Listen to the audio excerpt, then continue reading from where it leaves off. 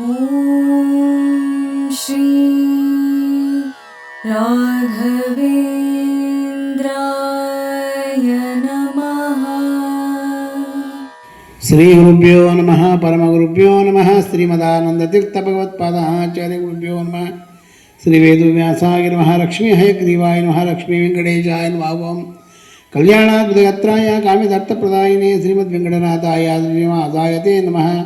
ವೆಂಕಟಾದ್ರಿತಮಂ ಸ್ಥಾನಂ ಬ್ರಹ್ಮಾಂಡೇ ನಾಸ್ತಿ ಕಿಂಚನ ವೆಂಕಟೇಶಮೋ ದೇವೋ ನ ಭೂತೋ ನ ಭವಿಷ್ಯತೆ ಏತೇನ ಸತ್ಯವಾಕ್ಯೇನ ಸರ್ವಾರ್ಥಾಂ ಸಾಧಯಾಮ್ಯಹಂ.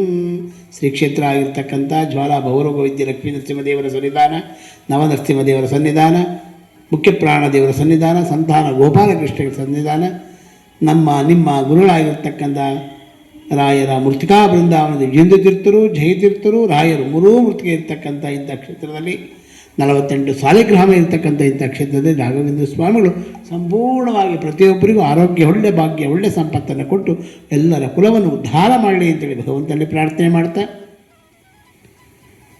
ಇದೇ ನೀವು ಕ್ಷೇತ್ರಕ್ಕೆ ಹೋಗ್ತೀರಾ, ಮಂತ್ರಾಲಯ ಕ್ಷೇತ್ರಕ್ಕೆ ಹೋಗ್ತೀರಾ. ಆ ಕ್ಷೇತ್ರಕ್ಕೆ ಹೋದಾಗ ಆ ಕ್ಷೇತ್ರದಲ್ಲಿ ನೀವು ಏನು ತಪ್ಪನ್ನು ಮಾಡ್ತಾ ಇದ್ದೀರಾ, ಹೇಗೆ ಹೋಗಿ ನಾವು ದೇವರಿಗೆ ನಮಸ್ಕಾರವನ್ನು ಮಾಡಬೇಕು, ಅಲ್ಲಿ ಏನು ನೋಡಿ ನಮಸ್ಕಾರವನ್ನು ಮಾಡಿ ರಾಯರ ದರ್ಶನವನ್ನು ಮಾಡಬೇಕು ಅಂತ ಹೇಳ್ತಕ್ಕಂಥದ್ದು ಬಹಳ ವಿಶೇಷವಾಗಿರ್ತಕ್ಕಂಥದ್ದು ಇದು. ಯಾಕೆಂದರೆ ಎಷ್ಟೋ ಜನ, ಈಗ ಸಾವಿರಾರು ಜನ ಹೋಗ್ತಾ ಇದ್ದೀರ, ಈಗ ಲಕ್ಷಾಂತರ ಜನ ಹೋಗ್ತಾ ಇದ್ದೀರ ರಾಯರ ಹತ್ರ. ರಾಯರು ವಿಶೇಷವಾಗಿ ಕೇಳ್ತಾರಂತೆ, ಅಗಮ್ಯ ಮಹಿಮಾಲೋಕೆ ರಾಘವೇಂದ್ರೋ ಮಹಾಶಯ ಶ್ರೀ ಮಧ್ವಮದ ದುಗ್ಧಾಪ್ತಿ ಚಂದ್ರ ಅವಧುಮಾಂಸದ ಸರ್ವವ್ಯಾಪ್ತ ಫಲಾವ್ಯಾಪ್ತಿ ಯಥಾಶಕ್ತಿ ಪ್ರದಕ್ಷಿಣಂ. ಗುರುಗಳ ಹತ್ರ ಹೋದಾಗ ಹೀಗೆ ವಿಶೇಷವಾಗಿ ಅದ್ಭುತವಾಗಿರ್ತಕ್ಕಂಥ ಜನ. ನಾವು ರಾಯರ ಹತ್ರ ಮುಂದೆ ಹೋದಾಗ ವಿಶೇಷವಾಗಿ ಕೇಳಬೇಕಂತೆ, ಮಂತ್ರಾಲಯದಲ್ಲಿ ಫಸ್ಟು ಬಸ್ಸಲ್ಲಿ ಹೋದಾಗ ಆ ಬಸ್ ಇಳಿದ ತಕ್ಷಣವೇ ಆ ಕ್ಷೇತ್ರಕ್ಕೆ ನಮಸ್ಕಾರವನ್ನು ಮಾಡಬೇಕಂತೆ. ಕ್ಷೇತ್ರಕ್ಕೆ ನಮಸ್ಕಾರವನ್ನು ಮಾಡಿ ತದನಂತರ ನೀವು ಹಾನಿಕೆಗಳನ್ನೆಲ್ಲ ಮುಗಿಸಿಕೊಂಡು ನದಿಯ ತೀರಕ್ಕೆ ಹೋಗಿ, ನದಿಯಲ್ಲಿ ವಿಶೇಷವಾಗಿ ಗಂಗಾದಿ ವಿಶೇಷವಾಗಿರ್ತಕ್ಕಂಥ ತುಂಗಾಭದ್ರಾ ನದಿ ಹರಿತಾ ಇರ್ತಕ್ಕಂಥ ನದಿ ಹತ್ರ ಹೋಗಿ ಆ ನದಿಯ ಒಂದು ವಿಶೇಷವಾಗಿರ್ತಕ್ಕಂಥ ಪ್ರಾರ್ಥನೆಯನ್ನು ಮಾಡಬೇಕಂತ ನದಿಯಲ್ಲಿ. ಯಾಕೆಂದರೆ ರಾಘವೇಂದ್ರ ಸ್ವಾಮಿಗಳು ಬರೋದಕ್ಕೆ ಕಾರಣ ಏನಪ್ಪ ಅಲ್ಲಿ ಅಂತಂದರೆ, ಆ ತುಂಗ ಮತ್ತು ಭದ್ರಾ ನದಿನೇ ವಿಶೇಷ. ಯಾಕೆ ತುಂಗಭದ್ರಾ ನದಿ ವಿಶೇಷ ಅಂತಂದರೆ, ಈಗ ಅವರು ವಿಶೇಷವಾಗಿ ಪ್ರಹ್ಲಾದರಾಜರಾದಾಗ ಆ ಮಂತ್ರಾಲಯದಲ್ಲಿ ರಾಯರ ಬೃಂದಾವನ ಜಾಗದಲ್ಲಿ ಆ ತುಂಗಭದ್ರಾ ನದಿಯಲ್ಲಿ ಸ್ನಾನವನ್ನು ಮಾಡಿ, ಪ್ರಹ್ಲಾದರಾಜಾದಾಗ ತುಂಗಭದ್ರಾ ನದಿಯಲ್ಲಿ ಸ್ನಾನವನ್ನು ಮಾಡಿ ಅಲ್ಲಿ ಯಜ್ಞ ಯಾಗಾದಿಗಳನ್ನು ಮಾಡಿರ್ತಕ್ಕಂಥ ಜಾಗ ಅದು. ಅದಕ್ಕೋಸ್ಕರವಾಗಿ ಅವರು ಏನು ಮಾಡಿದ್ದಾರೆ, ನಮಗೇನು ಸಿಗುತ್ತೆ, ರಾಯರ ಅನುಗ್ರಹ ಹೇಗಾಗತ್ತೆ ಅಲ್ಲಿ ಹೋದಾಗ ಅಂತಂದಾಗ ವಿಶೇಷ ಅಂಥದ್ದು. ಆ ತುಂಗಭದ್ರೆಗೆ ನಮಸ್ಕಾರವನ್ನು ಮಾಡಿ ಆ ನದಿಯಲ್ಲಿ ವಿಶೇಷವಾಗಿ ಸ್ನಾನವನ್ನು ಮಾಡಿ ವಿಶೇಷವಾಗಿ ರಾಯರ ದರ್ಶನಕ್ಕೆ ಹೋಗಬೇಕೆಂದು ಮುಖ್ಯವಾಗಿ ಆ ಕ್ಷೇತ್ರಾಭಿಮಾನಿ ದೇವತೆ ಆಗಿರ್ತಕ್ಕಂಥ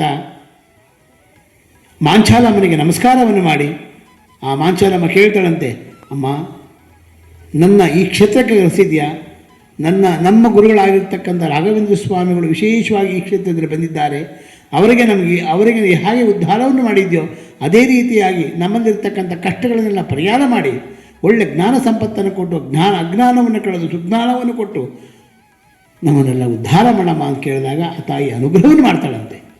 ಆ ತಾಯಿ ಅನುಗ್ರಹ ಆಗಿದ ತಕ್ಷಣವೇ ರಾಯರಿಗೆ ಒಂದು ಪ್ರದಕ್ಷಿಣೆಯ ನಮಸ್ಕಾರವನ್ನು ಮಾಡಿ ರಾಯರ ದರ್ಶನವನ್ನು ತದನಂತರ ವಾಗಿಂದ ತೀರ್ಥರವನ್ನು ದರ್ಶನವನ್ನು ಮಾಡಿ ತದನಂತರ ಎಲ್ಲ ಯತಿಗಳ ಒಂದು ಸನ್ನಿಧಾನ ಇದೆ, ಅದೇ ವಿಶೇಷವಾಗಿರ್ತಕ್ಕಂಥದ್ದು.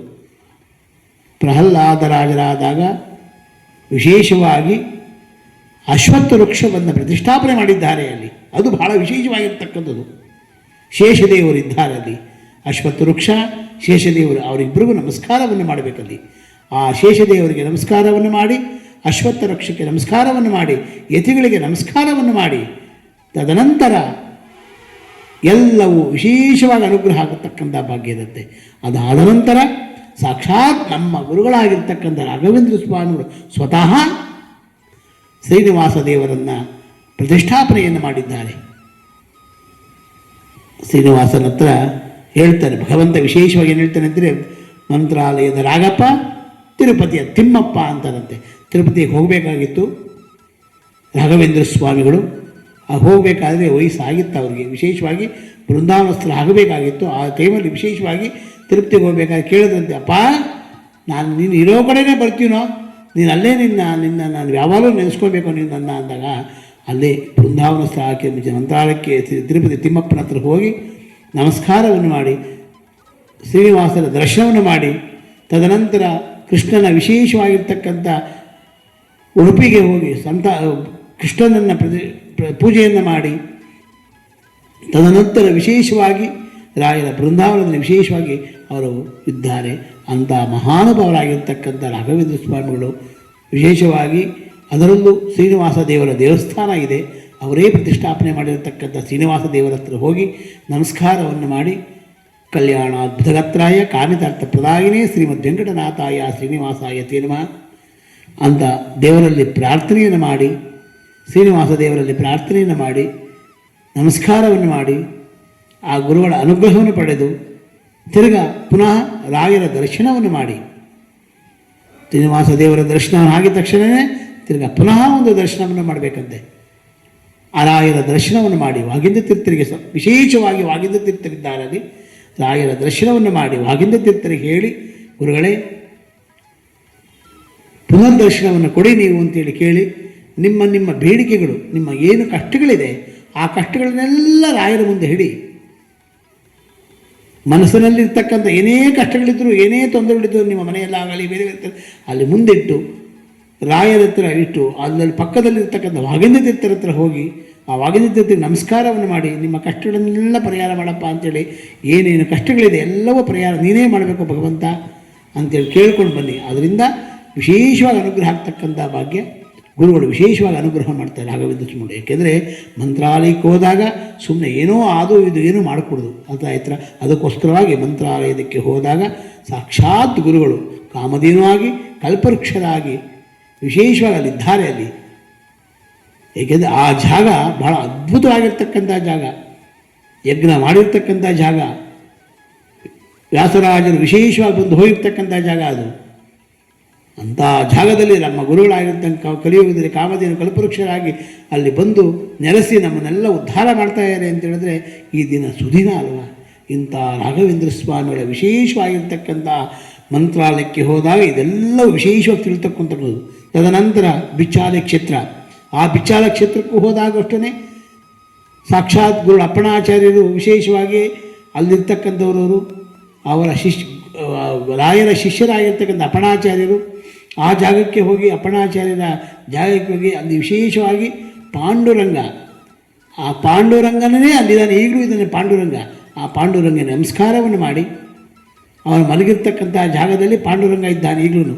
ಆ ಪಾಂಡುರಂಗ ನಮಸ್ಕಾರವನ್ನು ಮಾಡಿ, ಆ ಬಿಚ್ಚಾಲೆ ನದಿ ಹರಿತಾ ಇರುತ್ತೆ, ಆ ನದಿಯಲ್ಲಿ ನಮಸ್ಕಾರವನ್ನು ಮಾಡಿ, ಸ್ನಾನವನ್ನು ಮಾಡಿ, ನಮಸ್ಕಾರ ಮಾಡಿ, ರಾಯರಿಗೆ ಪ್ರದಕ್ಷಿಣೆ ನಮಸ್ಕಾರವನ್ನು ಮಾಡಿ, ಏಕಶಿಲಾ ಬೃಂದಾವನದಲ್ಲಿ ವಿಶೇಷವಾಗಿ ರಾಘವೇಂದ್ರ ಸ್ವಾಮಿಗಳು ಜ್ಯೋತಿ ರೂಪದಲ್ಲಿ ಬಂದು ವಿಶೇಷವಾಗಿ ಅಲ್ಲಿ ರಾಯರು ವಿಶೇಷ ಅನುಗ್ರಹವನ್ನು ಮಾಡ್ತಕ್ಕಂಥ ಜಾಗ ಅದು. ಅದಕ್ಕೋಸ್ಕರವಾಗಿ ಇಂಥ ಕ್ಷೇತ್ರಗಳಲ್ಲಿ ಹೋದಾಗ ಆ ಕ್ಷೇತ್ರಗಳಲ್ಲಿ ವಿಶೇಷ ಅನುಗ್ರಹವನ್ನು ಮಾಡ್ತಕ್ಕಂಥವ್ರು ಆಗ್ತಾರೆ. ಅದರಲ್ಲೂ ವಿಶೇಷವಾಗಿ ಪಂಚಮುಖಿ ಪ್ರಾಣದೇವರು, ಆ ಪಂಚಮುಖಿ ಪ್ರಾಣದೇವರು ಉದ್ಭವ ಆಗಿರ್ತಕ್ಕಂಥ ಮೂರ್ತಿ ಅದು. ಅಲ್ಲಿ ವಿಶೇಷವಾಗಿ ರಾಘವೇಂದ್ರರು ತಪಸ್ಸು ಮಾಡಿರ್ತಕ್ಕಂಥ ಜಾಗ ಅದು. ಅದು ಬರೀ ಕಾಡು, ಆಗಿನ ಕಾಲದಲ್ಲಿ ಬರೀ ಕಾಡು ಅದು. ಆ ಕಾಡಿನಲ್ಲಿ ವಿಶೇಷವಾಗಿ ಕುಳಿತುಕೊಂಡವರು ಬರೀ ಭೂತ ಪ್ರೇತ ಪಿಶಾಚಿಗಳಿರ್ತಕ್ಕಂಥ ಜಾಗ ಅದು. ಅಂತಹ ಜಾಗದಲ್ಲಿ ಸಾಕ್ಷಾತ್ ನಮ್ಮ ಗುರುಗಳಾಗಿರ್ತಕ್ಕಂಥ ರಾಘವೇಂದ್ರ ಸ್ವಾಮಿಗಳು ಕುಳಿತು ವಿಶೇಷವಾಗಿ ಅನುಗ್ರಹವನ್ನು ಮಾಡಿರ್ತಕ್ಕಂಥದ್ದು. ಆ ಜಾಗವೆಲ್ಲ ವಿಶೇಷವಾಗಿ ಬಲಾಬಲಕ್ಕೋಸ್ಕರವಾಗಿ ಅವರು ತಪಸ್ಸನ್ನು ಮಾಡಿ, ಭೂತ ಪ್ರೇತ ಪಿಶಾಚಾದಿ ಪೀಡಾ ತಸ್ಯನ ಜಾಗತೆ ಅಂತ ಹೇಳಿರ್ತಕ್ಕಂಥ ಜಾಗ ಅದು.